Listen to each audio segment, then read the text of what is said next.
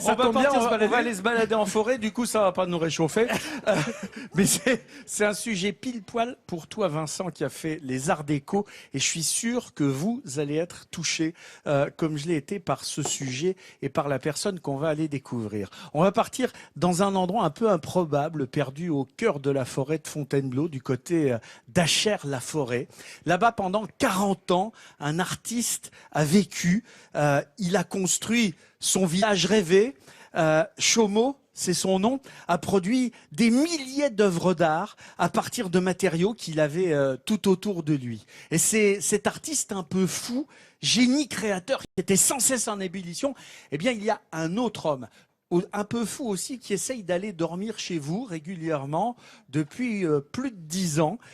Eh bien, il en a fait le portrait. Cet homme, évidemment, et ce documentaire qui a lancé la carrière, c'est Antoine de Maximi. Antoine de Maximi a connu Chomeau et pour la première fois, pour Midi en France, il est retourné sur les lieux de ce documentaire. Au détour d'une balade dans la forêt de Fontainebleau, vous pouvez tomber nez à nez avec ces étranges édifices. Ça ressemble à une église, à une maison, mais ce n'est pas un village abandonné. Alors, on est dans un univers artistique un petit peu spécial. C'est un atelier d'artistes en plein air. Et cet artiste, c'était le père de Geneviève, Chomeau, le Dali de Fontainebleau.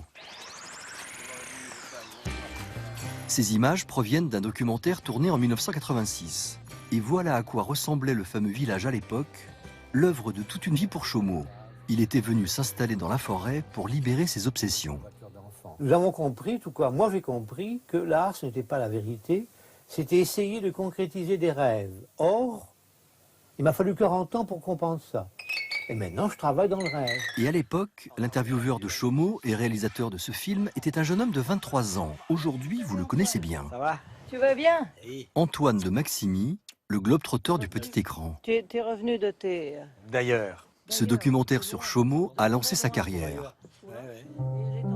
C'est la première fois qu'il revient sur les lieux du premier tournage de sa vie. Alors 30 ans après, dans la maison de Chomeau, les souvenirs rejaillissent.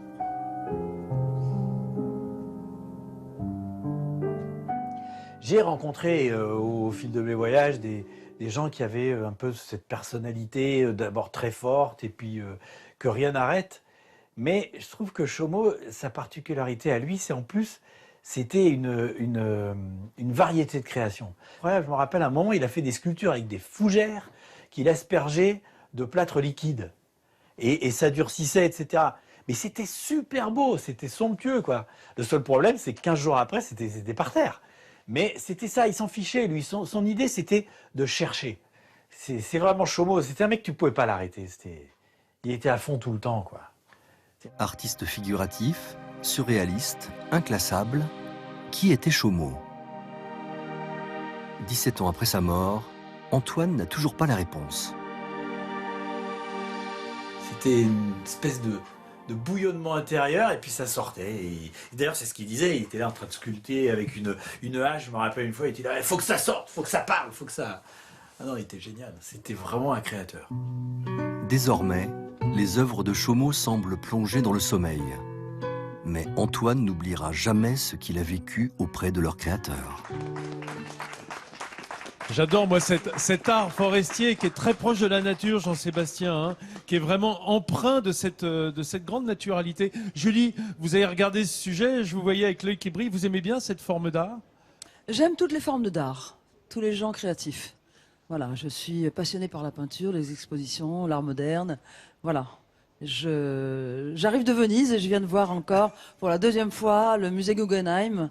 Alors on est loin de Jackson Pollock ou de Max Ernst, mais franchement, ce que fait ce monsieur au niveau de la créativité, bravo, j'adore. Alors vous savez que notre émission, c'est une émission de cadeaux. Nous, on aime bien la dédier, l'offrir à nos invités. Alors on va partir se promener avec vous dans votre forêt, dans la forêt de Saint-Germain. On a quelques images. Est-ce que vous y allez vous promener dans cette belle forêt? Vous y avez été longtemps? Alors j'y étais très longtemps. Ça a abrité quelques flirts d'adolescence. Ah Attention, attention. Imaginez pas ça. Mais surtout, j'ai adoré m'y promener avec ma fille Manon, qui a plus ou moins appris à faire du vélo dans la forêt de Saint-Germain, du château de Saint-Germain. Puis il y a tout un parcours aussi pour faire du sport. Donc c'est vraiment, vraiment très intéressant. Ah, c'est toute mon adolescence, j'adore. Voilà. Forêt de Saint-Germain, on disait forêt et château royal, hein, voilà, qui est de l'autre côté de la région d'Île-de-France. Hein, vraiment, c'est le nord-est. Ici, on est au nord-ouest, on est au sud-est. C'est vrai. Donc, il faut traverser. Là, on a quelques images du château, justement, qui est absolument le voilà, splendide. oui. Merveille, oui. Alors, évidemment, les splendeurs qui sont extrêmement accessibles, hein, il faut le dire hein, quand même, parce qu'on a toujours l'impression, il y a un côté sacré des châteaux, on a un peu peur, mais allez-y, quoi, vraiment investissez-les, quoi. Mais c'est assez simple parce qu'en plus c'est sur ce qu'on appelle la place du château, où il y a l'église, etc. Et nous on allait dans un bar qui s'appelait le Soubise et c'était là qu'on rencontrait les beaux garçons et les belles jeunes filles à la mode. J'ai bien compris qu'il y avait une évocation du château qui se rapportait à votre adolescence. Que voulez-vous que je vous dise, Julie. Vincent? J'ai fait 6e terminale à Saint-Germain-en-Laye, à l'époque, au lycée de Claude Debussy. Donc forcément, j'ai traversé Souvent au café mes qu'au château, émois. quoi. Pas du tout. J'ai eu mon bac avec mention, monsieur. Ah non, mais Dis donc.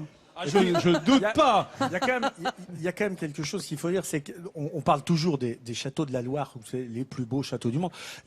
En région Île-de-France, on a quand même Versailles, Fontainebleau, Saint-Germain-en-Laye, Chantilly, Vaux-le-Vicomte, dont on a parlé vendredi. On peut citer Pierrefonds.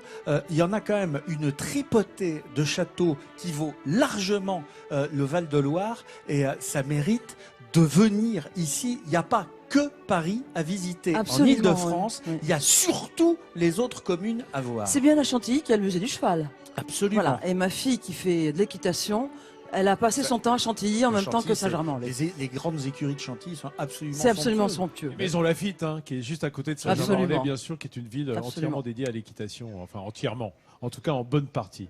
Merci d'évoquer ça avec nous, Julie Pietri, qui nous fait l'amitié d'être ici.